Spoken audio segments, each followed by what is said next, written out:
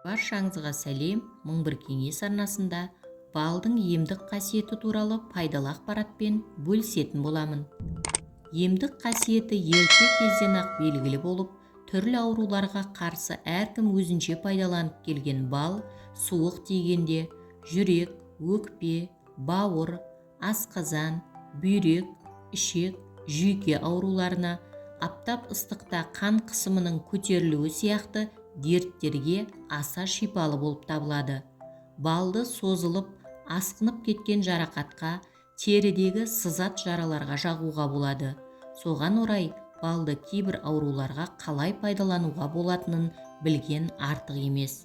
Суық тиіп тұмауратқан кезде балды ыстық сүтке немесе лимон шырынына қосып, аурудан айыққанша ішкен дұрыс. Бір стакан ыстық сүтке қосып, бір шай қасық бал ішу керек. Бір лимон шырынына 100 грамм бал қосып, араластырып, сұйылған кезде пайдаланған жөн.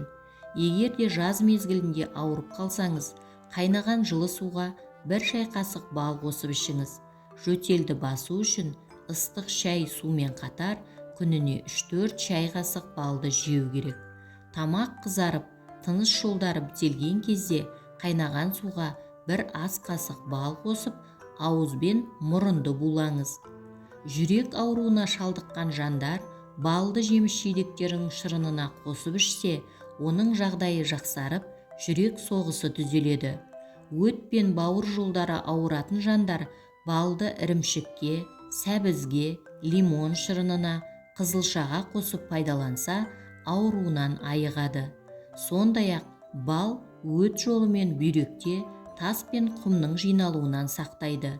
Өкпе ауруына шалдыққан жандардың күнделікті 100-150 грамм бал пайдаланғаны жөн. Асқазан, ішек ауруына шалдыққан не қышқылы қалыпты нормада болмаған жандар балды тұрақты пайдаланса, ас қорыту қызметі жақсарады.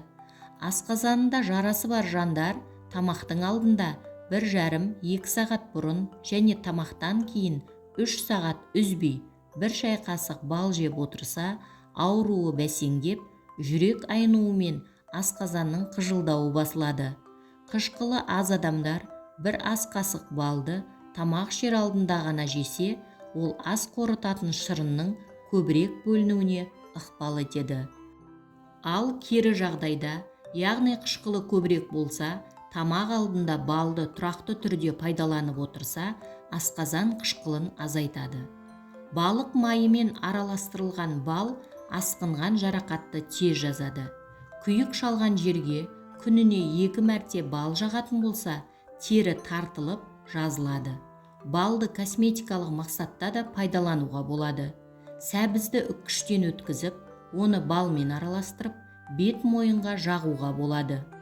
15-20 минуттан кейін жылы сумен шайып жіберсеңіз, теріңіздің нәрленіп, жұмсарғанын аңғарасыз. Жылдың кез келген мезгілінде күнделікті таңертең аш қарынға бір шай қасық бал қосылған бір стакан қайнаған не минералды суды ішсе, адам ағзасы тазарып, қан айналым жүйесі жақсарады. Яғни бал қан құрамындағы гемоглобинді көбейтіп, ағзадағы қанның азаюына жол бермейді. Егер де балдың тәтті дәмін аса ұната бермесеңіз, онда дәрумендерге бай жеміс жидектермен, жаңғақ дәндермен араластырып пайдалануыңызға болатынын естен шығармаңыз. Жүректің қалыпты жұмыс істеу үшін глюкоза қажет. Балды қолдану жүректің бұлшық етіне жақсы әсер етеді. Себебі онда жеңіл сіңетін глюкоза өте көп. Балдың құрамында диастаз ферменттері болғандықтан, ол жүрек маңы майларын жояды. Сондықтан жасы үлкен адамдар мен жүрегі ауыратындарға бал жеу насихат етіледі. Неміс дәрігерлерінің айтуынша, балдан тіпті қант ауруымен ауырғанда да бас тартуға болмайды. Өйткені фруктозаны немесе ара балын енгізгеннен кейін жүректің қызметі жақсарады. Бал құрамындағы глюкоза бауырдың да жұмысын жақсартады. Глюкоза тін жасушаларын қоректендірумен бірге бауырдағы глюкоген қорын арттырады, тіндік алмасу жұмысын жақсартады. Оны белгілі бір мөлшерде ақ ірімшікке, сәбізге, лимон шырынына қосып жеген дұрыс. Кейде тұрыптың, яғни редьканың ішіне үңгіп, оған балды толтырып қойып, 3-4 сағаттан соң дайын болған шырынды өт жолы ауыратын ересек адамдарға ас қасықпен, ал балаға шай қасықпен күніне 2-3 рет беру керек. Мұндай әдіс өт жолы мен бүйректе құм және тастың жиналуынан сақтайды. Ал бүйрек ауруына балдың пайдалы болу себебі, онда бүйрекке өте зиянды ақуыз аз, ал тұз мүлде болмайды. Бүйректе қиыршық тас бар болса, балды зәйтүн майы мен лимон сөліне араластырып, бір ас қасықтан күніне 3 реттен ішкен дұрыс. Бал құрамындағы глюкоза бүйректің қатты қабынуы кезінде бұзылған қан мен тін арасындағы осмотикалық тепе-теңдікті реттеп отырады. Бал ластанған жаралардың тазарып жазылуына, ал балық майы жараның тез бітіп кетуіне ықпал етеді. Жараның жазылуына балдың антибиотикалық заттарының пайдасы ерекше.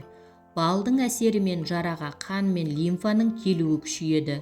Лимфа өздігінен бактерияларды жуып шайып кетеді, ал балықтың майына қосылған бал асқынған жарақатты оңай жазады. Аузы уылған адам бал жесе тез айығатыны белгілі.